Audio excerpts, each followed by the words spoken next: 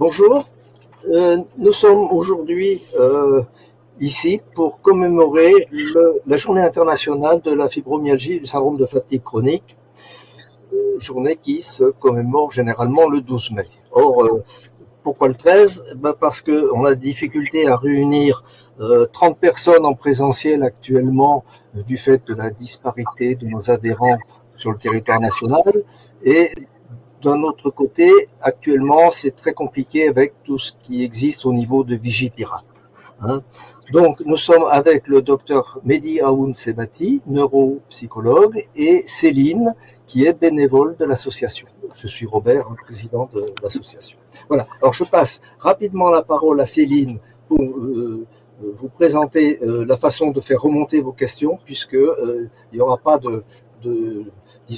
d'échange vocal entre nous, ça sera uniquement des questions écrites qui remontent. Bonjour à tous, donc je m'appelle Céline.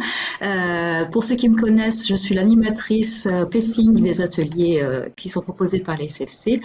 Et donc du coup, tout simplement, c'est en bas de votre écran, en bas à droite.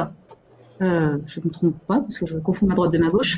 Vous avez un message. Ah, je vois que tout le monde dit bonjour. Donc vous avez trouvé. Tout simplement, vous écrivez votre commentaire en dessous et il apparaît à tout le monde. Donc je vois un message. Voilà. Hop. Il apparaît. C'est moi qui viens de l'envoyer. Donc c'est sur le curseur que vous avez en bas de l'écran. Ça n'a pas été très clair, mais je pense que vous avez compris. Je vais passer la parole à Monsieur Mehdi Aoun Sebati. Bonjour à toutes, bonjour à tous. On a potentiellement déjà eu l'occasion de se croiser, que ce soit en conférence à la Pitié ou bien encore dans les bureaux à Mondor ou chez Neocortex. Moi, je suis neuropsychologue, j'ai orienté ma thèse sur l'encéphalomyalgie, syndrome de fatigue chronique. Et mon travail, c'est de passer d'abord par la cognition, on va l'évoquer, la mémoire, le langage, etc., pour ensuite rentrer à l'intérieur du cerveau et comprendre, alors sans y toucher, parce que mon travail, je ne touche pas au cerveau, mais que je l'explore. Le but, c'est de comprendre, en fait, quelles sont les origines, quel est le mécanisme pathogène des pathologies auxquelles on va se consacrer. Et c'est le principe de la recherche clinique, on part du haut et on redescend ensuite vers la cellule. Donc ça, c'est ma petite introduction. Et ça fait maintenant, j'ai commencé à Henri Mondor, j'ai fait 12 ans de service à Henri Mondor, et là, j'ai monté cette structure de Neocortex qui travaille en collaboration avec Henri Mondor, avec d'autres laboratoires et autour de différentes problématiques. Et finalement, on se rend compte que plein de choses s'entrecoupent. On travaille beaucoup sur les problématiques neurodéveloppementales. Et il y a une composante commune, à mon sens, et on y viendra, entre les problématiques neurodéveloppementales et le syndrome de fatigue chronique, c'est cette composante génétique, et notamment de polymorphisme, qui avait déjà été avancée par l'équipe de Romain Garardi et Jérôme Mottier sur le mécanisme d'autophagie, mais on va y venir avec les diapos. Alors, pour lancer les diapos, du coup... Je m'en occupe. Ah, on est super, on est bien, on est coordonnés.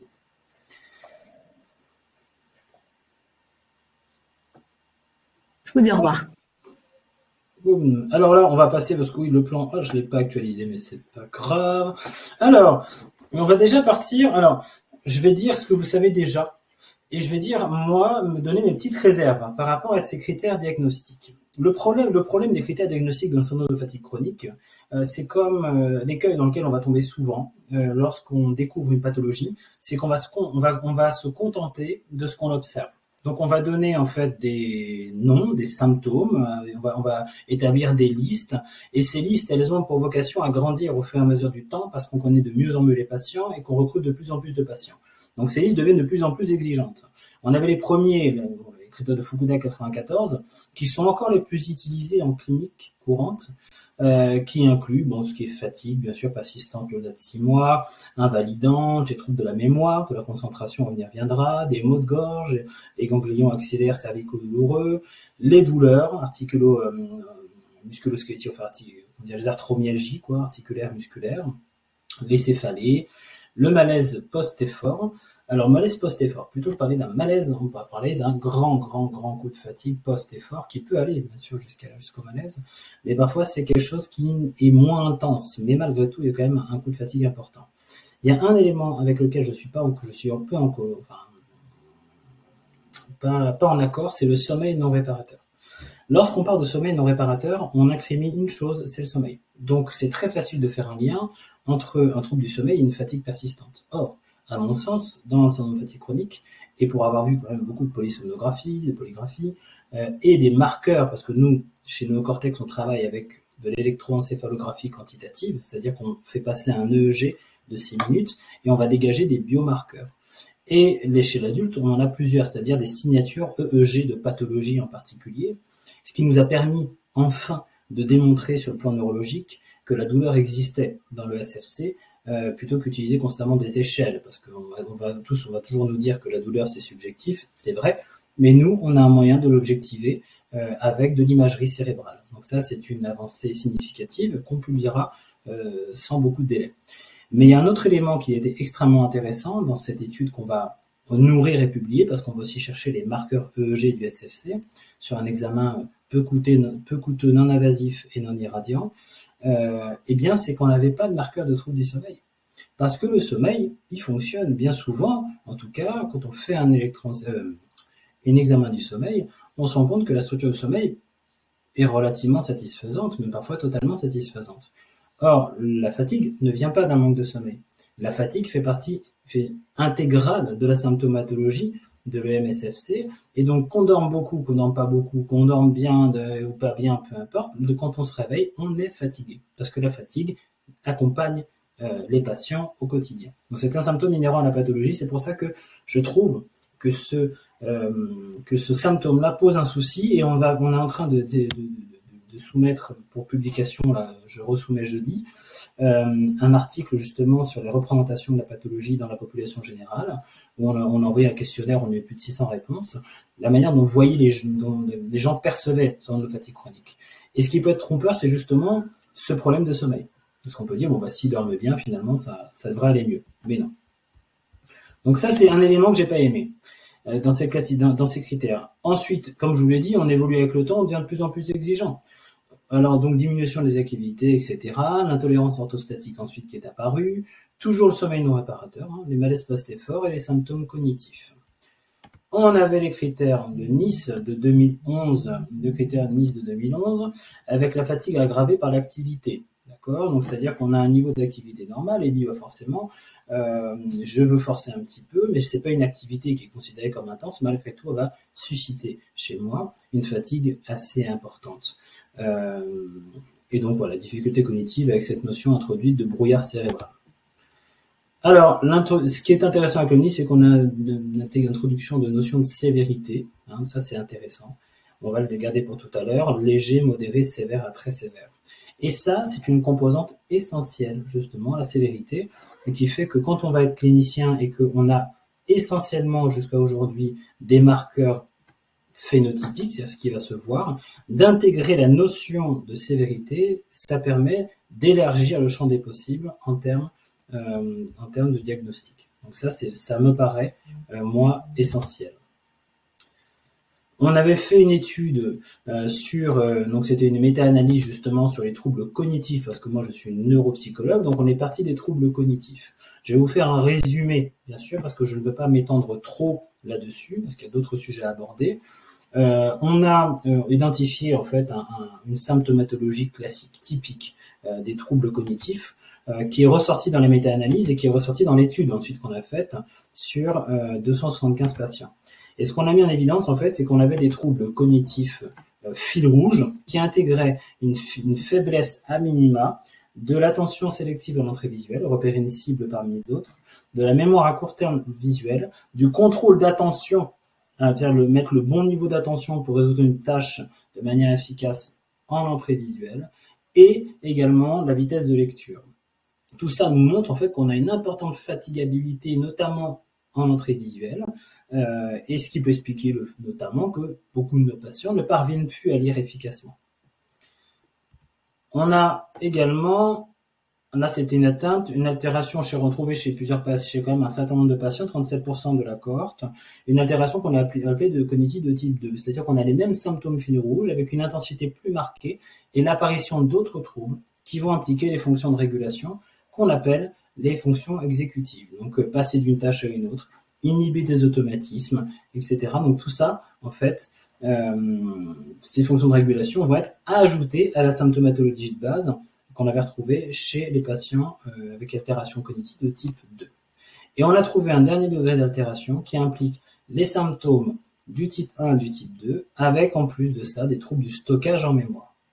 Il y a une cohérence assez frappante entre les troubles cognitifs retrouvés chez les patients présentant un syndrome de fatigue chronique, ces troubles cognitifs n'étant pas liés à la dépression, parenthèse. Ce qui a toujours été mis en évidence, c'est que chez les patients présentant un syndrome de fatigue chronique, la dépression est réactionnelle. C'est-à-dire que la fatigue et les troubles cognitifs ne sont pas expliqués par un syndrome dépressif. Le fait d'être déprimé parce qu'on a une atteinte fonctionnelle, pas fonctionnelle, c'est-à-dire dans le sens psychogène, on a une atteinte en termes de fonctionnement adaptatif, c'est-à-dire de capacité à interagir correctement avec l'environnement, qui est significativement amputée, ce qui fait qu'on ne peut pas faire les tâches du quotidien correctement, ce qui fait qu'on peut, etc., eh bien, nécessairement, que ça va avoir un impact sur le moral. Je veux dire, il ne faut pas avoir fait Saint-Cyr avec le plus grand professeur des universités pour comprendre que quand je n'arrive plus à mémoriser, quand je n'arrive plus à marcher longtemps, quand je n'arrive plus à porter mon gosse, quand j'arrive plus à me sentir reposé et apaisé, qu'à un moment donné, ça pèse un tout petit peu sur mon moral. Donc ça, c'est un élément important. Et donc, on a constamment prouvé que, démontré en tout cas, que les altérations cognitives ou quoi que ce soit, la fatigue n'était pas du tout liée à la dépression. Donc on a les symptômes récurrents, fréquents et rares, donc avec ces schémas que je vous avais présentés. On n'avait jamais de troubles des fonctions instrumentales, sauf depuis l'apparition du Covid long. Et là, on est en lien direct avec le tropisme pour les régions temporales. On va évoquer ça un petit peu après, justement, parce que ces questions du tropisme, elle est essentielle. Je vous ai dit tout à l'heure qu'on avait des critères organiques potentiels, les marqueurs cérébraux. Nous, on travaille, je vous l'ai dit, avec ce qu'on appelle de l'EEG quantitatif, donc l'électrocéphalographie quantitative. C'est facile, on met un casque EEG. En plus, l'avantage, c'est qu'on utilise des casques qui n'ont pas de pattes ou de liquide, c'est-à-dire que ce sont des électrodes sèches qu'on enfile comme un casque audio.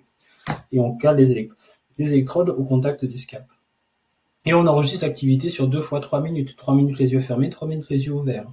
On appelle ça du resting state, c'est-à-dire en état de repos. Et on envoie ça à la machine qui va mouliner. Et ça, c'est une biotech qui le fait pour nous. Et ça va nous ressortir justement des variations par rapport à la norme et une correspondance avec ce qu'on appelle des pathologies, ce qu'on appelle des biomarqueurs. Les biomarqueurs, c'est la signature électroencéphalographique de pathologies en particulier.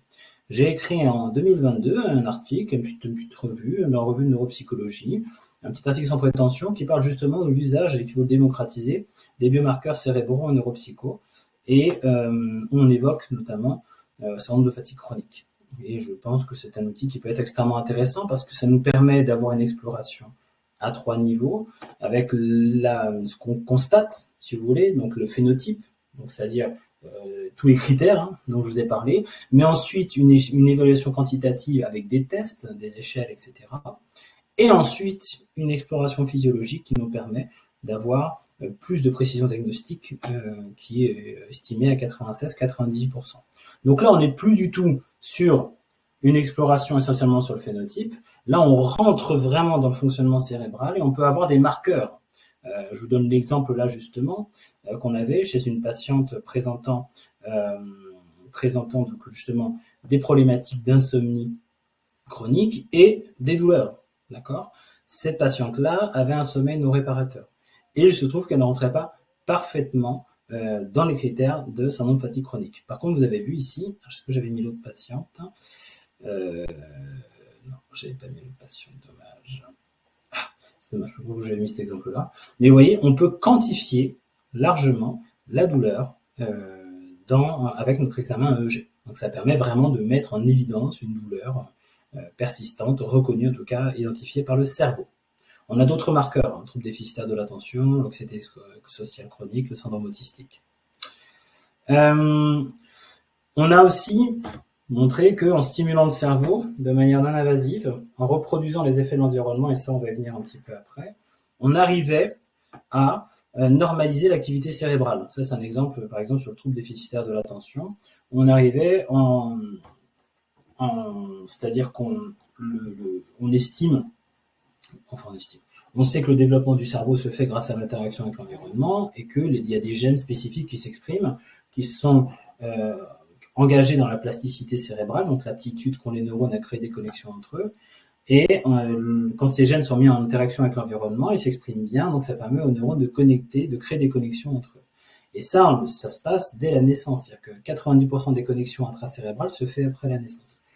Et ça permet de développer des réseaux de neurones qui vont accueillir le développement des capacités comme l'attention, la mémoire, le langage, etc. Et aussi des habiletés de régulation du comportement, des émotions. Et ça permet à l'individu d'être cohérent avec l'exigence associée à l'environnement. C'est ce qu'on appelle le fonctionnement adaptatif. Ça, c'est le fonctionnement normal. Dans les pathologies développementales, notre modèle, c'est que ces gènes, certains gènes qui s'expriment pour la plasticité, qui sont engagés dans le développement de régions cérébrales précises, vont s'exprimer, mais pas suffisamment. Il va y avoir une variation aberrante par rapport à la normale, c'est-à-dire que ce sont des gènes qui ne sont pas malades, mais qui ne s'expriment pas suffisamment. Et donc, on a découvert qu'en stimulant les régions précises de ces pathologies, en mimant l'effet de l'environnement, c'est-à-dire qu'on enregistre, et quand le cerveau s'auto-stimule, on le récompense avec de la musique, et lorsqu'il ne le fait plus, on arrête la récompense, et bien le cerveau arrivait à s'auto-stimuler et à combler finalement ce retard de connexion et normaliser l'activité cérébrale. C'est-à-dire qu'en 6 mois, on fait disparaître les marqueurs, notamment du TDAH, les troubles associés, et ensuite on travaille sur l'adaptatif, on rattrape le retard, notamment dans la mise au travail, la concentration, etc., mais en quelques séances. Comme ça, on n'a vraiment plus les effets. Donc ça, c'est ce qu'on va publier prochainement. Et je vous parle de ce modèle-là parce que c'est quelque chose qui pourrait se prêter, justement, au syndrome de fatigue chronique, et je vais vous expliquer pourquoi. Il a été démontré qu'il y avait des marqueurs intéressants qui avaient été retrouvés, notamment au niveau des régions postérieures, associatives postérieures. On avait une hypoactivité, une hypoactivité des ondes rapides, notamment bêta-2, au niveau des régions ici, là, des régions postérieures. Et si vous avez suivi les travaux qu'on mène toujours à Mondor, notamment en collaboration avec le service de médecine nucléaire, il se trouve qu'on a déjà démontré ça sur un autre type d'imagerie qui est le TEP-IRM. Et il se trouve que ces régions-là sont engagées dans l'attention. Donc en fait, ce qui avait été démontré, c'est qu'on avait une hypoactivation, un hypofonctionnement, un moindre fonctionnement donc des régions associatives postérieures, temporales internes et cérébelleuses. Et il se trouve que le schéma cognitif qu'on a chez les patients va des troubles de l'attention en entrée visuelle, région associative postérieure, des troubles du stockage en mémoire, région temporale interne, et des fonctions de régulation, de flexibilité, inhibition, planification, les hémisphères du cervelet. Donc là, on a une corrélation anatomoclinique parfaite, mais qui va s'exprimer d'intensité variable selon les patients. Et là, il y a quelque chose qui est en train de se dessiner concernant justement l'impact, le fameux impact de cette variation dans l'expression des gènes qu'on appelle tout simplement le polymorphisme génétique, et je vais y venir avec beaucoup plus de précision. Là, ça c'est la conférence dernière, j'avais mis ces schémas-là pour expliquer justement que on était dans le précuneus, dans le gyrus singulaire, et que on avait toutes ces voies-là qui étaient impliquées dans les fonctions qui sont déficitaires chez les patients présentant un syndrome de fatigue chronique.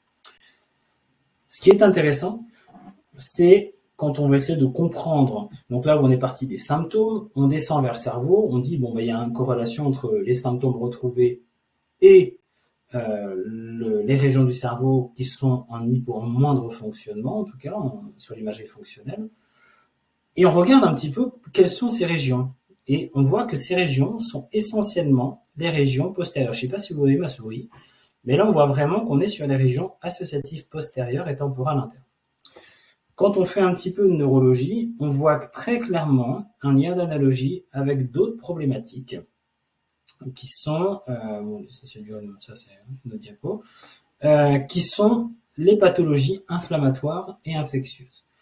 Dans l'encéphalite limbique, on a une activité auto-immune, c'est-à-dire que les cellules de l'immunité vont attaquer de propres cellules dans les régions limbiques spécifiquement. Donc ça veut dire les régions temporales internes, mais aussi les régions associatives postérieures. Le même schéma que dans le syndrome de fatigue chronique.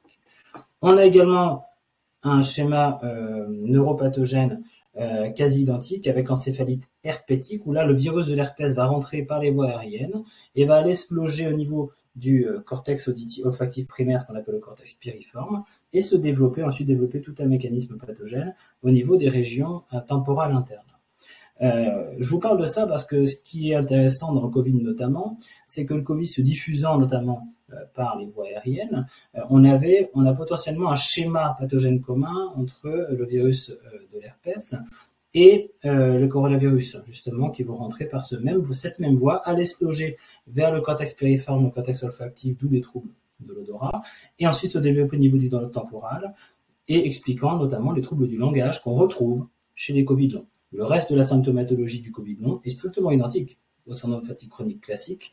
La seule variable, si vous voulez, c'est les troubles du langage qu'on ne retrouve pas sur les tests dans les SFC plus classiques. Mais voilà, on est sur des mêmes entités qu'on a regroupées sous la dénomination troubles du spectre de la fatigue chronique. Donc là, on rentre un peu plus, on se dit bon, on est d'abord sur quelque chose d'extrêmement phénotypique, c'est-à-dire qu'on va décrire ce qu'on voit. Bon, très bien. Mais ça, on va toujours nous envoyer l'argument, mais oui, mais ça, c'est de la dépression. La fatigue, il se lève pas, il a quelques douleurs, mal à la tête, il a du mal à se concentrer. Là, vous êtes en train de me faire toute la définition de la dépression. Donc, vous voyez, on a un problème, c'est que entre ce qui se voit, si on se fie qu'à ce qui se voit, on peut entremêler beaucoup de pathologies. Donc, il faut aller plus loin. On va plus loin. On voit qu'il y a des anomalies neurologiques à l'imagerie fonctionnelle qui sont corrélées aux éléments cognitifs. Ça donne déjà des marqueurs neurologiques, donc c'est quelque chose qui peut être intéressant. Et en plus, quand on regarde de plus près sur le tropisme, c'est-à-dire les régions qui sont spécifiquement altérées dans le cadre du SFC, on se rend compte que ça ressemble beaucoup à ce qu'on retrouve dans les pathologies inflammatoires et infectieuses. Donc, on a quelque chose sur l'origine potentielle en termes d'agents pathogènes dans ces pathologies-là. Et il se trouve que vous avez plusieurs études qui se sont réellement penchées sur le sujet, avec une problématique infectieuse de type Covid long, avec une voie de diffusion des coronavirus vers les régions temporales internes. Plus récemment, si vous avez assisté à la dernière conférence avec le professeur Schenelbogen, justement, qui est à l'hôpital de la... J'ai tenté le coup, mais là je me souviens plus l'hôpital en Allemagne, mais ça va venir. La Charité, c'est ça, et qui a montré que on avait potentiellement une problématique inflammatoire avec un engagement des auto-anticorps dysfonctionnels, récepteurs, voilà. En tout cas, une problématique inflammatoire. Donc, elle a mis ça en évidence basé sur d'autres études. Donc là, ça commence à prendre forme. Et un autre argument de poids est le ratio femme-homme dans les pathologies inflammatoires qu'on retrouve à l'identique dans le MSFC parce qu'il y a une implication des protéines XIST qui sont essentielles dans le rôle d'inactivation du chromosome X, en particulier pour les cellules féminines. Donc ça veut dire que les femmes, donc cette protéine qui est particulièrement en gros exprimée, présente, il faut dire ça comme ça, de manière simple, chez les femmes, eh bien aurait joué un rôle essentiel dans les problématiques inflammatoires. En tout cas, il y a un lien qui est clairement établi, ce qui pourrait expliquer le ratio femme-homme dans le cadre des pathologies inflammatoires, ce qui met une pièce supplémentaire dans l'hypothèse d'une problématique inflammatoire dans le MSFC. Et là, forcément, quand on entend ça, on repense à la conférence de 2015 avec le professeur Gherardi qui nous présentait justement ces problématiques d'autophagie. Qu'est-ce que c'est ? On a une bataille immunitaire, je vais faire simple, bien sûr, je ne suis pas immunologue, je ne suis pas virologue, tout ça, non, je suis neuropsychologue. Donc je vous explique, moi, ma réflexion de chercheur clinicien.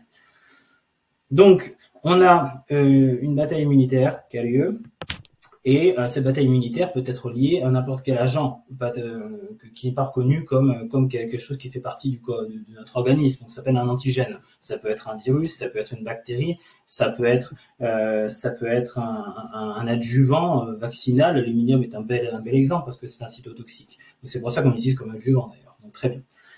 Et donc, les cellules d'immunité vont y avoir une petite bataille et les macrophages vont prendre en leur sein cet antigène. Seulement, normalement, les macrophages vont lyser, vont détruire, vont digérer.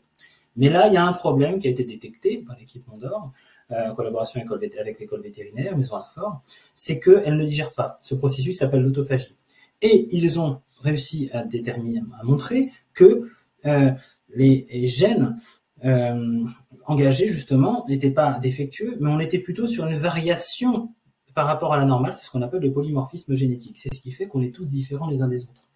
Le polymorphisme aussi fait qu'on a tous un génome en commun, mais que les gènes s'expriment à degrés variables selon les individus, ce qui explique qu'on soit tous un peu différents.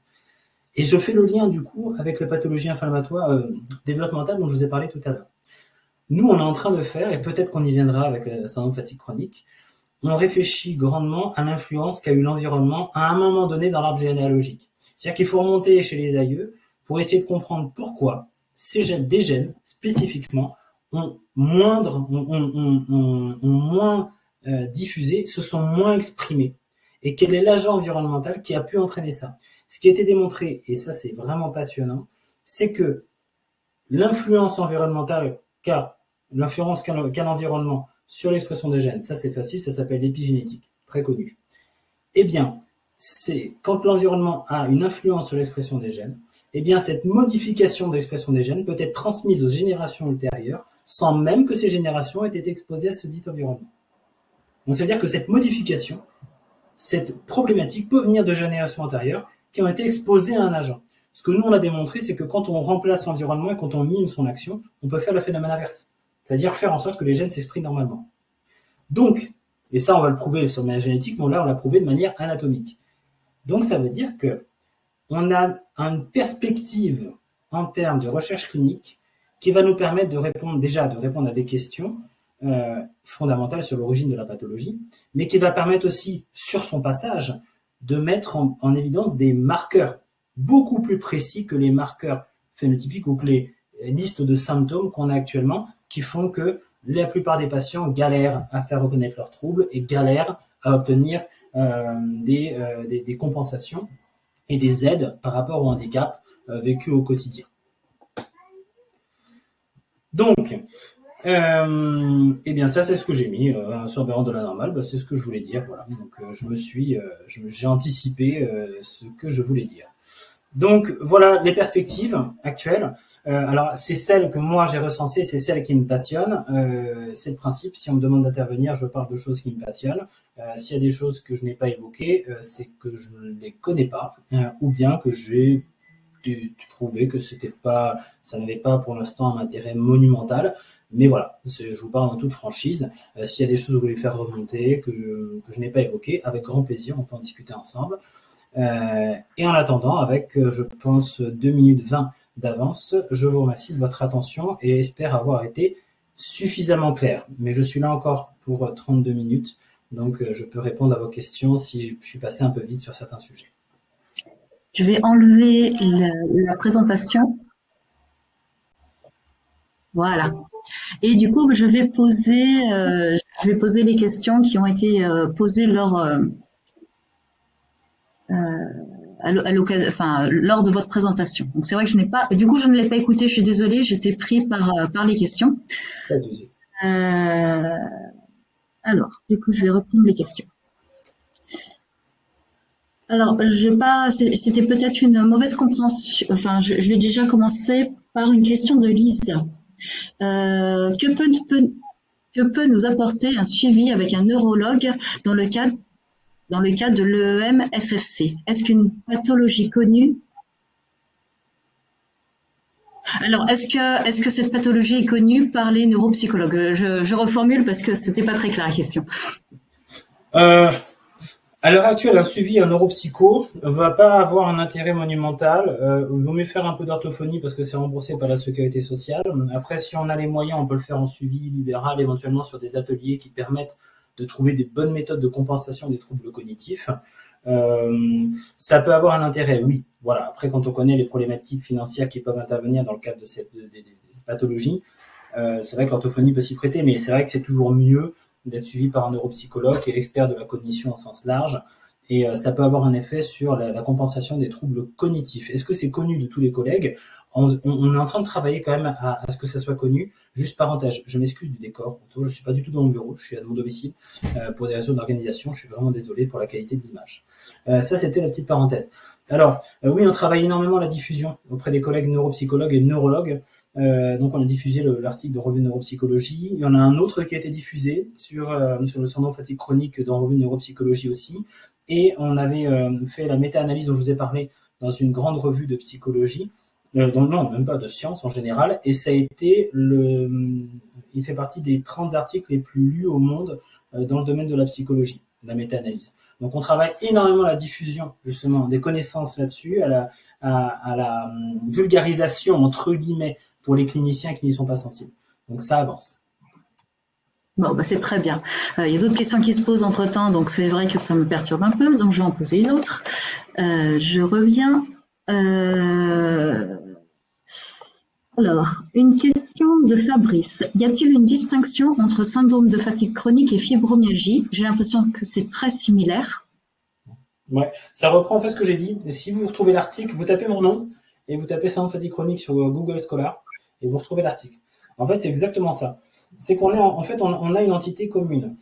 C'est ce que je décris. C'est-à-dire que vous avez une entité commune qui sont les troubles du spectre de la fatigue chronique, où le problème c'est potentiellement justement l'exposition à un antigène qui n'est pas digéré et qui va entraîner une symptomatologie inflammatoire multidomaine, multisystème. Ça, c'est ce qui avait été montré avec notamment un fonctionnement des cellules énergétiques des centrales énergétiques de la cellule de la mitochondrie à hauteur de 40%.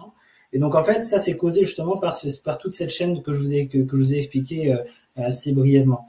Et à mon sens, justement, tout ce qui est fibromyalgie, myofasciite macrophage, Covid long, tout ça, c'est la même, ça fait partie du même groupe, de la même entité, mais on va avoir des variations en termes de symptomatologie qui sont potentiellement liées à la nature de l'antigène. Et ça, c'est ce qu'on va évoquer dans les études futures. C'est ce que ça, on va justement toutes ces variations, troubles du langage, pas troubles du langage, les points gâchettes, pas points gâchettes, eh bien, c'est potentiellement lié à la nature de l'antigène. Ok. Je vais vous poser d'autres questions. Il y en a beaucoup. Hein. Donc j'ai une question de Maria.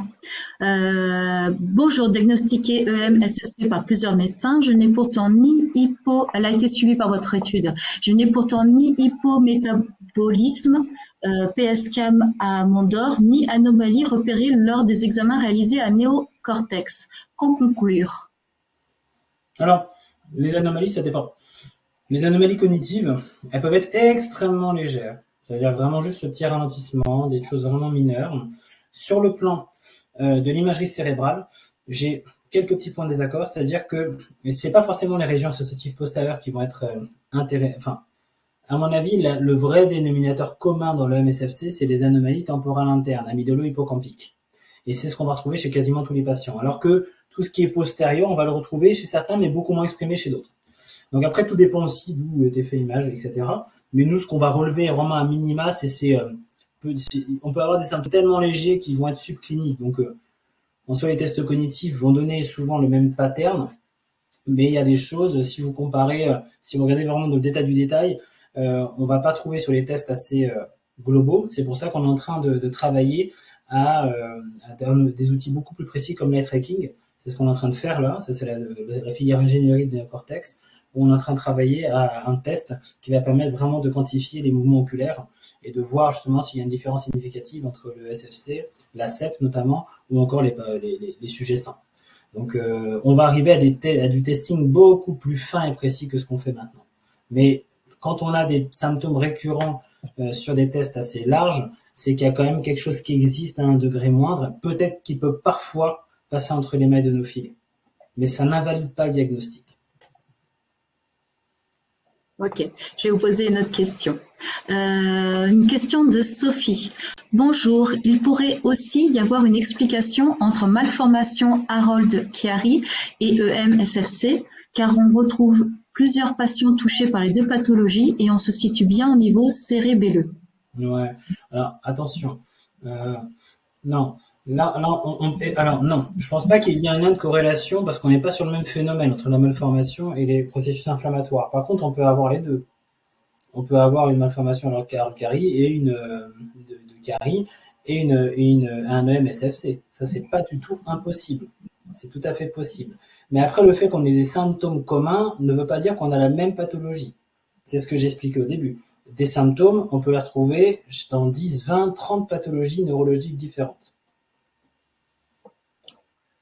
Je vais vous poser une question, je les pose vraiment dans le désordre. De Caroline, non, c'est pas une question.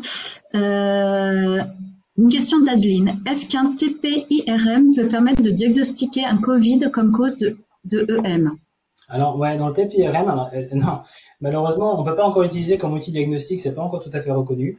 Mais ce qu'on va voir typiquement dans les imageries Covid long, c'est ces anomalies associatives postérieures temporales internes, et on va potentiellement même avoir de l'hypométabolisme temporal externe, ce qui explique les troubles langagiers, et c'est ce qui est expliqué par le fait que le coronavirus entre, enfin le coronavirus en tout cas, le SARS-CoV-2, rentre par les voies aériennes et va se loger au niveau du lobe temporal interne. C'est des petites variations, oui. On peut voir des images assez typiques. Mais souvent, ça va être confondu. Hein. On va tout de suite vous parler de maladies dégénératives, d'Alzheimer. Aussi, on a eu de la démence sémantique, on a eu de l'aphasie primaire progressive. Parce que c'est pareil, des patterns d'imagerie, vous allez en avoir des identiques dans 20 pathologies différentes. Donc voilà, rassurez-vous, hein, si vous avez tous les symptômes du Covid long ou du SFC, et vous tombez sur un imageur qui ne connaît pas les entités, les conclusions vont être très, très alarmantes. Mais ce qui va toujours arriver, c'est qu'on aura un découplage systématique. J'ai fait une petite redondance là. On va avoir un découplage systématique entre l'imagerie fonctionnelle, le TEP, qui va être pathologique, et l'imagerie structurelle, l'IRM, qui sera normale. Donc ce n'est pas accompagné d'une perte neuronale, et souvent justement, cette problématique d'hypométabolisme, elle va être expliquée par le fait que les cellules ne respirent pas en profondeur, parce que les mitochondries vont décharger, vont fonctionner à 40%. Ça, c'est ce que avait montré une partie de l'équipe de Mondor. Maintenant, j'ai pas plus de précision, je ne suis pas du tout biologiste. Je vais vous poser une question de Céline. Est-ce que le neurofeedback peut améliorer les troubles cognitifs? On l'espère. On travaille beaucoup sur le neurofeedback. C'est le principe que je vous expliquais tout à l'heure parce que ça mime les effets de l'environnement. Sur différentes pathologies, oui. On l'a amélioré également sur les pathologies vasculaires, post-trauma crânien, sclérose en plaques. Dans le syndrome fatigue chronique, on est en train de chercher les points d'entrée. On a amélioré les fonctions exécutives nettement en stimulant en CZ, donc en boostant les voies frontales sous-corticales, mais c'est pas les voies principalement affectées. Donc on peut, par des protocoles adaptés, booster des voies pour compenser les troubles. On a essayé là les protocoles de stimulation en postérieur. On attend de voir les résultats sur le plan des troubles, vitesse de lecture, etc. On avait eu des premiers résultats positifs, mais on n'avait pas de résultats en tout cas sur tout ce qui est fatigue et douleur. Ce qui est pas, on espérait, c'est pas peut-être pas si étonnant, mais on pourrait avoir en tout cas des résultats intéressants sur la cognition, oui, sur les voies d'entrée en postérieur en OZ. Alors, je vais vous poser. Qu'est-ce que je vais vous poser? Alors, une question de Yasmina. Elle en a posé beaucoup, Yasmina. Est-ce qu'un emballement cytokinique lors d'un Covid peut aggraver un syndrome de fatigue chronique déjà existant? Ouais, ça c'est la question que on se posait. Je vous y réponds absolument modestement parce que je n'ai pas de réponse d'immunologiste, de virologue à vous donner. C'est pas mon métier. C'est ce qu'on avait constaté ça. J'ai constaté ça cliniquement chez des patients qui avaient déjà un SFC existant, qui après Covid ont eu une accentuation de la symptomatologie. Mais après, souvent, ça avait tendance à régresser, à revenir à l'état de base. Donc, est-ce que dans le Covid long, on a des effets à plus court terme que dans d'autres formes de SFC? C'est une question qu'on peut se poser, pour laquelle on n'a pas encore un recul énorme. Mais j'ai déjà vu, moi, cliniquement, des symptômes SFC s'accentuer sous l'effet Covid. Toujours une question de Yasmina.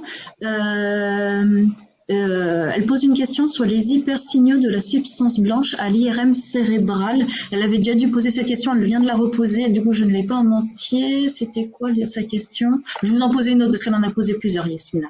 Le taux de glucose des malades SFC a-t-il été mesuré pendant le sommeil ou au réveil? On sait que le cerveau consomme beaucoup de glucose la nuit. Nous, malades, nous consommons peut-être davantage, ce qui expliquerait la fatigue au réveil. D'autant plus que le nombre de patients et patientes souffrent d'un hypométabolisme cérébral, c'est-à-dire d'une consommation anormale de glucose, en tout cas la journée. Voilà ce qu'elle a écrit. Ouais, alors le glucose, c'est un point central, elle a parfaitement raison. C'est quelque chose auquel on s'était intéressé, après il y a plein de choses à traiter, donc du coup on n'a pas forcément accentué. Mais justement, ce que va mesurer le TEP, justement, c'est le métabolisme du glucose. Et on se rend compte qu'il y a un fonctionnement moindre. Donc est-ce que c'est un problème du glucose? Et qu'en tout cas, c'est quelque chose qui doit être abordé. Sous quelle forme, de quelle manière, il y a plein de choses à évoquer, et ce que vous évoquez, Yasmina, est parfaitement intéressant. Mais il faut s'intéresser à cette question-là. Ou alors on est essentiellement sur une problématique mitochondriale et le glucose ne va pas forcément avoir de rapport. Donc c'est quelque chose auquel on s'est intéressé, qu'on a bien un peu en stand-by parce qu'il y avait beaucoup de choses à gérer. Mais en effet, c'est quelque chose d'intéressant. Et je reviens juste sur la leucopathie.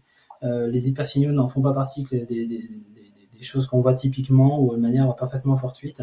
Donc non, ça c'est plutôt éventuellement des problématiques soit inflammatoires malheureusement dans le cadre de CEP, sclérose en plaques classiquement, ou autre, ou alors dans le cas d'hypertension artérielle qui peuvent abîmer la substance blanche qui est juste autour des ventricules cérébraux. Mais non, sinon voilà. Mais en tout cas le glucose, ouais, c'est une question hyper intéressante et on se l'était posé. Et là vous venez de réveiller cette question maintenant, donc forcément on va se la reposer. Alors, quelle autre question je peux poser? Alors, encore une question de Bénédicte. Elle est peut-être plus claire que celle que je vous ai posée tout à l'heure. Bonjour, pourquoi ne voit-on pas d'hypométabolisme chez tous les Covid longs? Est-ce que les hypersignaux de la substance blanche à l'IRM cérébral sont signes d'EM? Non, pas du tout. Les hypersignaux de la substance blanche sont pas du tout signes d'EM. Non. Il n'y a pas d'hypersignaux classiquement et il n'y a pas d'anomalie IRM qui a été démontrée, clairement pas. Sur le Covid long, qui n'a absolument rien au TEP, c'est très bizarre. Après, attention au TEP qui l'a fait. Parfois, il y a des mesures qui se font pas de la même manière d'un hôpital à un autre. Et donc, il y a des choses. Et attention aussi à l'interprétation du clinicien. TEP, c'est ça le problème. C'est que il y a des mesures qui sont standardisées, mais c'est pas toujours utilisé. Et d'un praticien ou d'une structure à une autre, on peut rien voir, plein de choses ou rien voir du tout. Donc alors, dans ces cas-là, ce que je conseille, alors ça coûte très cher à la société, donc bon, voilà, parce qu'un TEP, voilà, il y a quand même c'est un examen coûteux, mais si on peut avoir un deuxième examen comparatif dans une autre structure, ça peut être aussi intéressant. Alors, comme il y a beaucoup de questions et qu'en plus on me sollicite, j'ai du mal. Je vais reprendre sur mon document Word. Alors, c'est une question de Virginie. Les cerveaux de personnes hypersensibles ou HPI sont-ils plus sensibles à développer un EM post-infection virale? Si oui, pourquoi? Non. Non. Non. Ok. Non, parce que sur la surefficience intellectuelle, on est sur comment dire, on est sur une nous c'est l'hypothèse qu'on a, c'est encore une problématique de plasticité cérébrale, on est sur une hyperplasticité cérébrale qui va concerner des régions très spécifiques. C'est le pendant en fait des troubles cognitifs, des problématiques neurodéveloppementales. C'est une problématique neurodéveloppementale. Ce qui fait que dans des régions, on va avoir des capacités de plasticité qui sont hors normes dans le bon sens, et dans d'autres régions, parce qu'on peut avoir par exemple une surefficience et un TDAH, et des capacités de plasticité cérébrale hors normes dans l'autre sens.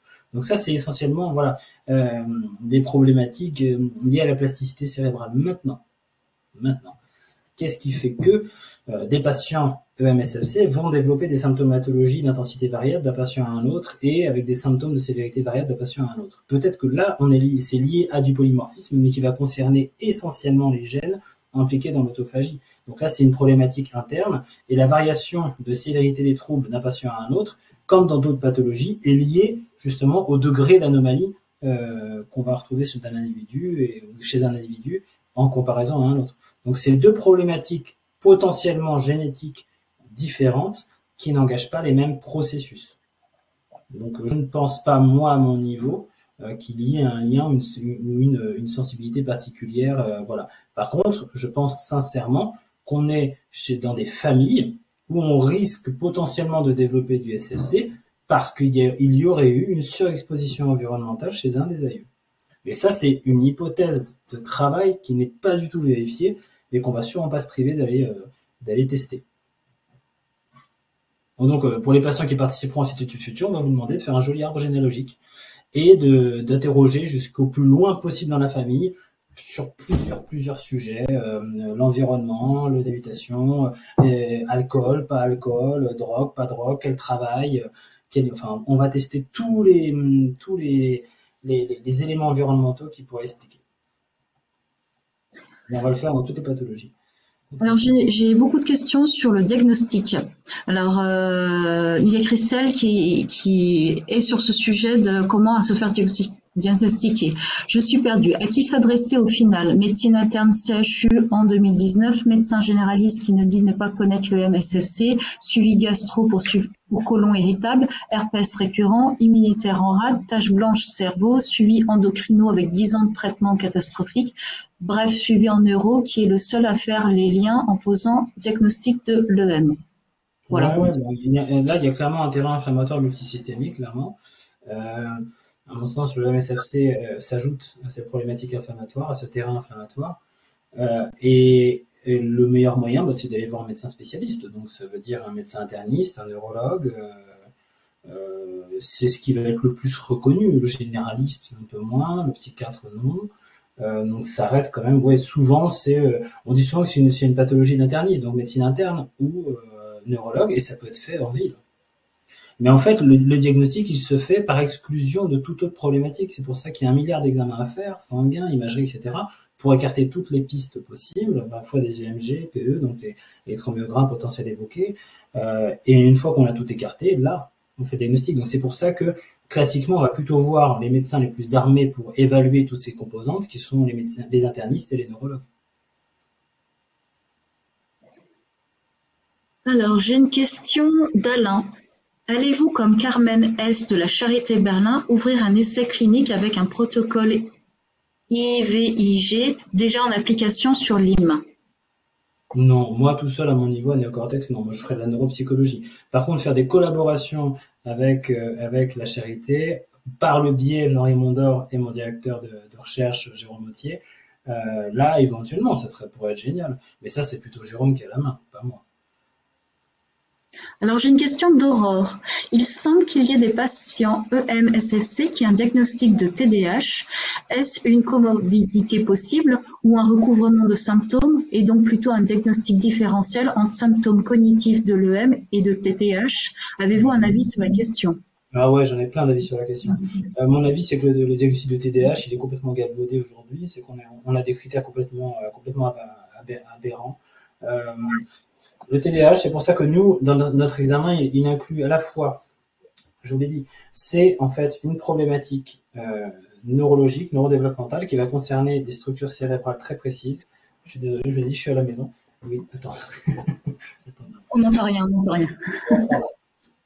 Est-ce que je peux aller dans la piscine? Je suis désolé, voilà, je vous avais dit, je suis à mon domicile. Voilà, ma femme est pas là actuellement, et donc voilà, je veux gérer les enfants. On avait dit, oui, le TDAH. Le TDAH. Non, les critères diagnostiques sont absolument aberrants aujourd'hui. C'est-à-dire qu'on est normalement sur une problématique neurologique qui a des répercussions sur le développement cognitif et parfois comportemental, de régulation aussi émotionnelle, et avec un effet sur le fonctionnement adaptatif. Aujourd'hui, les diagnostics se font beaucoup sur le fonctionnement adaptatif seul. C'est-à-dire en disant, il a du mal à se concentrer, il est fatigable, il est très sensible, etc. Bon, il rentre dans le critère du TDAH. Donc, avant de parler de comorbidité éventuelle, il faut bien diagnostiquer. C'est pour ça qu'on travaille, nous, avec des biomarqueurs EEG en plus. Mais non, il n'y a pas de sens. C'est comme avec la surdéficience. Il n'y a pas de risque de développer plus un SFC en ayant un TDAH ou inversement proportionnel. On est sur deux entités complètement différentes. Par contre, avoir les deux, c'est possible. J'ai une question de Claire. Distingue-t-on plusieurs sous-groupes d'EM-SFC selon vos études? Je demande car le professeur Moreau, chercheur québécois, distingue de nombreux sous-groupes d'EM-SFC répondant à des traitements différents. Ben oui, en fait oui. Nous on a des sous-groupes cognitifs, mais après le fait qu'il y ait des sous-groupes, les fibromyalgies, les Covid longs, etc. On a des sous-groupes avec des symptomatologies, peut-être encore plus, avec des symptomatologies dont la variation, la variabilité est liée à mon sens à l'agent pathogène. Donc oui, le professeur dont parle la personne qui pose la question, à déterminer ce groupe, et je pense qu'il est parfaitement dans le vrai. Parfaitement dans le vrai. Parce qu'on a des symptômes fil rouge communs et des variabilités en termes de symptômes qui sont liées, des variations en termes de symptômes qui sont liées à l'agent pathogène. Donc on a vraiment, et je pense vraiment qu'il est dans le vrai. Je vais vous poser une question de Mélanie. Comment expliquez-vous le fait que des femmes diagnostiquées avec un syndrome ASIA, syndrome auto-immune inflammatoire induit par le silicone, développent des profils EM-SFC, OTEP, IRM? En fait, on l'explique par l'inclusion intracorporelle d'antigènes, donc de choses qui n'ont rien à faire dans l'organisme, qui vont mal être digérées par les macrophages. Ça va passer la barrière hémato-encéphalique et donc on va avoir des anomalies qui vont se voir à l'imagerie. C'est le même principe. Les macrophages en fait vont capter l'antigène, vont pas le digérer, vont partir dans le circuit lymphatique, dans le circuit veineux et artériel, et ça va entraîner des réponses inflammatoires.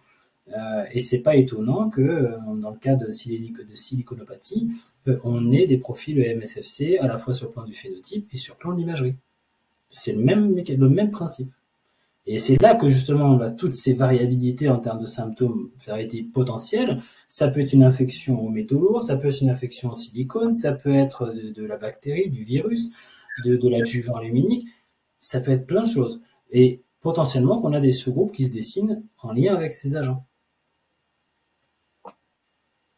Je vais vous poser d'autres questions. Je n'en manque pas. Alors, j'ai une question. C'est pas une question. Une question de Marine. Vous n'avez pas du tout évoqué la flore intestinale. Y a-t-il un lien selon vous? Alors, je n'y connais absolument rien en flore intestinale, mais je vais demander, moi qui viens d'emménager depuis 1 an maintenant, juste au-dessus d'Aix-en-Provence, à ce qu'en pense le professeur Frédéric Retornas, qui travaille à l'hôpital européen de Marseille et qui s'intéresse beaucoup à la flore intestinale. Et donc, je vais solliciter une entrevue avec elle, en collaboration avec Jérôme Mottier, pour qu'on puisse faire des liens, en tout cas, avec Marseille, parce qu'entre Aix et Marseille, il y a pas beaucoup. Donc, voilà, c'est un objectif. J'ai une autre question de Yasmina. De quel panel de médecins s'entourer pour un bon suivi de la pathologie EM après le diagnostic? L'interniste bien sûr, neurologue, kiné, gastro, ORL, psy, centre de douleur, autres. Il semble y avoir des centres plus ou moins complets dans d'autres pays. Est-ce que c'est une piste intéressante et est-ce que ça risque d'arriver? Ouais, c'est l'objectif qu'on a. L'objectif, c'est qu'on puisse monter vraiment des centres à base de task force avec différents professionnels adaptés. Le seul problème, c'est l'accès aux soins, le remboursement. Donc ça, c'est ce qu'on est en train de monter des projets qui puissent être financés en totalité pour les patients, qui intègrent à la fois de la cognition, qui intègrent de la douleur, qui intègrent de la réadaptation fatigue, réappropriation du corps, avec notamment des kinés, des psychomotes, des neuropsychologues, aussi des formations en pacing, comme on en parlait tout à l'heure. Voilà, c'est l'objectif, c'est de monter des centres spécialisés qui puissent être totalement remboursés et en utilisant toujours des technologies de pointe. C'est-à-dire qu'on va pas faire des centres à l'ancienne. L'objectif, c'est d'utiliser toujours du fonctionnement de pointe et de l'ingénierie pour continuer constamment à améliorer la qualité des soins. C'est un objectif et qu'on va mener tambour battant avec mon équipe et en collaboration avec les équipes de recherche des instituts publics. Alors, j'ai une autre question de Yasmina. Elle en a beaucoup posé. Je ne sais pas si je poserai toutes celles de Yasmina. Peut-on bénéficier des soins de son cabinet néocortex ou de lui-même à Ounes Sebati tout en étant remboursé à 100%? J'ai l'ALD, ma mutuelle, en plus de ma carte vitale. Je précise que je m'appelle Yanis. Les messages sont affichés en tant que Yasmina. Ok. Alors non, pour l'instant c'est tout le problème, c'est qu'on peut pas nous faire rembourser chez Neocortex parce qu'on fait de la neuropsychologie et qu'en France on a beaucoup de retard là-dessus. Donc c'est pour ça qu'on est en train de faire. En gros, l'objectif c'est de monter suffisamment de protocoles et de suffisamment pris au sérieux par les institutions publiques pour obtenir des remboursements de nos soins. Et ça c'est tout plein de démarches qu'on est en train de faire, d'effectuer, et aussi faire des levées de fonds privés, publics, pour organiser justement ces soins remboursés sur 1 année, 2 années. Voilà, on fait des pieds et des mains pour ça, mais on est tout jeune, on n'a que 2 ans de vie, donc en 2 ans, on a déjà fait des choses pas mal, donc on se dit peut-être en 5 ans, ça sera génial. Alors, qu'est-ce que je vais dire? Il y a une question de Christelle. Diagnostiquer Hashimoto et EMS, savez-vous si les malades Hashimoto ont aussi des hypofixations sévères au niveau du cerveau? Alors, ça dépend. Si on fait une encéphalite Hashimoto liée à une thyroïdite Hashimoto, on peut avoir des anomalies, des patterns. Mais alors là, sur les patterns classiques Hashimoto, ça remonte à mes premières années en neurologie. Et là, je sais pas si on a des similitudes ou des tropismes particuliers. On peut avoir des régions cérébrales engagées de manière équivalente, comme on peut avoir des tropismes communs entre le MSFC et l'encéphalite limbique. Ça serait pas étonnant, si vous voulez, mais ça veut dire qu'on est sur des mécanismes inflammatoires. C'est le point commun des mécanismes inflammatoires, c'est qu'on va avoir des inflammations qui vont concerner des régions cérébrales spécifiques et communes, d'où le terme de tropisme. Mais pour l'Hashimoto, c'est vrai que là, je donne un peu ma langue au chat. Après, je sais pas si on peut communiquer autrement, mais je pourrais me renseigner sur la question et répondre par le biais de l'association de manière plus précise. Alors, je vais vous poser une autre question. Une question d'Evan. Je suis tombée sur une étude qui a été reprise dans un cours de bio montrant une dégradation de neurones moteurs dans la moelle épinière et nerfs sciatiques chez un patient atteint d'une encéphalite causée par un virus. Pas de précision sur le fait que ce soit myalgique, mais symptômes communs avec l'EM. Est-ce que c'est observé dans l'EM? Non. Désolée pour ma lecture. Non. Après, la fatigue et les douleurs peuvent entraîner vraiment une atteinte fonctionnalité que les patients ne marchent pas beaucoup. Non, mais là, par contre, là, ce tableau est extrêmement gravissime, malheureusement. On est sur une atteinte virale tout autre. Alors, j'ai posé la question de Christelle. C'est forcément celle que je pose les mains en gras. Comme ça, je ne les pose pas deux fois. Alors, j'ai une question de Nadia. Comment participer à votre étude? J'ai une fatigue chronique depuis la fin de l'adolescence et j'ai 50 ans et c'est toujours pareil. Ouais, je sais. En fait, vous appelez le néocortex, vous expliquez la raison de votre appel, et puis ensuite vous transiterez vers Marie Chavez qui gère justement les entrées dans les protocoles, et on pourra vous prendre en charge, sachant que les entrées dans le protocole de recherche sont gratuites, bien évidemment. Donc tout ce qui est bilan neuropsychologique assez bref, plus imagerie EEG, plus un protocole sur la mémoire prospective, tout ça c'est pas payant, quoi. Et on vous envoie le compte rendu des éléments cognitifs en rétribution, dirons-nous, à la participation à la recherche, parce qu'on peut pas nous payer les patients avec nos petits moyens, mais on paye de cette manière, quoi. On donne les comptes rendus, des bilans cognitifs qui peuvent servir. Donc oui, c'est possible. Le néocortex, si vous tapez néocortex sur spécialiste de la neuropsychologie sur internet ou mon nom, vous trouverez c'est très facilement notre site. Que vous soyez dans le nord ou dans le sud, parce qu'on est à Alfortville, à côté du métro école vétérinaire. On ouvre une antenne à Moissy-Cramayel dans 77 et on a des bureaux à Aix-en-Provence. Merci. J'ai une question de Claire. Quelle substance anti-inflammatoire pour alléger l'inflammation cérébrale? Je sais pas du tout. C'est pas mon domaine. Je sais qu'il y a des traitements classiques que vont donner les neurologues, les médecins en classique, Cymbalta, Levocarnil, etc. Mais je suis pas certain qu'ils fonctionnent vraiment sur l'anti-inflammatoire. Faudrait demander plutôt, ça c'est plutôt une question auquel pourrait répondre très facilement Jérôme Autier. Et moi le médicament c'est pas mon domaine. Donc j'ai pas envie de vous dire de bêtises. Alors, est-ce qu'il y a de nouvelles questions? Une question de Claire.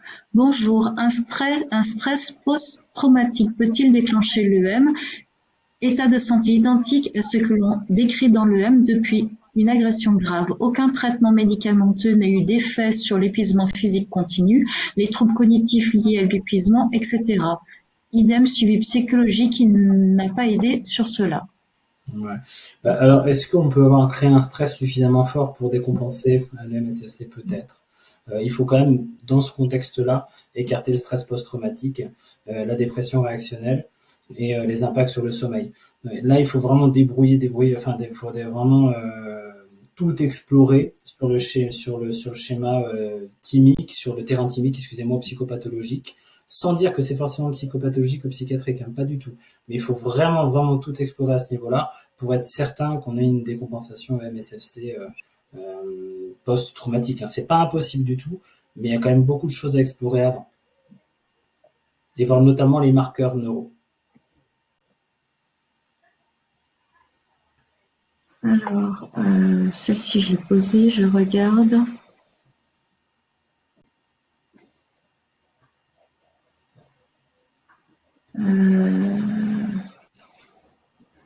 Alors, le problème, c'est une question de Laurence, mais je suis pas sûre que ce soit bien orthographié. Que pensez-vous de la RTMS en protocole douleur pour calmer les douleurs et la fatigue? Alors, l'RTMS, c'est bien. On avait nous pratiqué justement il y a longtemps. C'est bien, mais ça va pas moduler durablement l'activité des neurones. Donc, ça peut avoir un intérêt à court terme, voire moyen terme éventuellement, mais il faut quand même répéter régulièrement la stimulation. Parce que l'activité neuronale n'est pas modifiée de manière durable parce qu'on n'a pas potentiellement d'impact sur le cœur même et les fonctionnements génétiques et donc l'activité neuronale durable, quoi. Donc ça peut avoir un intérêt, oui, évidemment, ça a déjà été démontré 1000 fois, mais maintenant il faut quand même répéter assez souvent les séances et c'est pas toujours pris en charge par la sécurité sociale, donc ça peut avoir un coût. Mais ça peut être une méthode à explorer, c'est non invasif, c'est pas irradiant, c'est non invasif, quoi, donc c'est relativement safe, comme on dit. Donc s'il y a possibilité de l'essayer, oui. Donc j'ai une autre question de Yanis. C'est sur les antidépresseurs. Que pensez-vous des antidépresseurs pour diminuer les troubles cognitifs? Oui, pourquoi pas. J'ai pas vu moi d'effet magique là-dessus, mais pourtant, avec beaucoup de patients sur antidépresseurs pour les effets aussi sur les douleurs. Mais non, j'ai pas vu d'effet particulier sur les troubles cognitifs, compte tenu du fait surtout que les troubles cognitifs ne sont pas liés à l'humeur des patients. Donc ça n'aura pas d'effet sur les symptômes intrinsèques à la pathologie. On n'en a pas vu. Avec les patients, on en a beaucoup. J'ai une question de Maria. Que pensez-vous des dispositifs de stimulation du nerf vague? J'ai pas d'avis sur la question. Je connais pas suffisamment bien le sujet. Ok. J'ai plusieurs questions sur, donc notamment de Laure. Je suis sur le site de Néocortex et je ne vois pas de mention de l'essai clinique. Comment participer? Non, il n'y a pas de mention de l'essai clinique. En fait, vous appelez le secrétariat, vous expliquez pourquoi vous appelez et après le secrétariat vous dirige vers la personne qui gère ça. Parce qu'on n'a pas encore actualisé la page recherche parce que le site est assez neuf et on avait 1 milliard de choses à faire, toujours d'ailleurs. Et que là, on va s'y mettre posément pour parler justement de tous nos axes de recherche, etc. Et là, ça sera un peu plus clair sur la page recherche. Bon, là, pour l'instant, on l'a pas encore actualisé. C'est pour ça. Mais voilà, qu'elle appelle le secrétariat, qu'elle précise la raison de son appel et ça sera automatiquement orienté vers Louis Chavez. Bien. Eh ben, on arrive à la fin de cette séance. Deux messages. Donc un grand merci, docteur, pour toutes ces explications qu'on va essayer de digérer parce que c'est pas aussi simple que ça. Un petit message à Céline. Essaye de sauvegarder les messages dans le chat, hein, puisque s'il y a peut-être des questions sur lesquelles on reviendra après. Et donc, merci beaucoup, docteur, pour le temps que vous nous avez consacré cet après-midi. Et puis, j'espère qu'on aura l'occasion de poursuivre ce genre d'événements parce que c'est très, très intéressant. Ah ben moi, j'ai été enchanté de le faire. Merci beaucoup de votre sollicitation et c'est toujours un plaisir. Je suis toujours disponible pour vous. Pas de souci.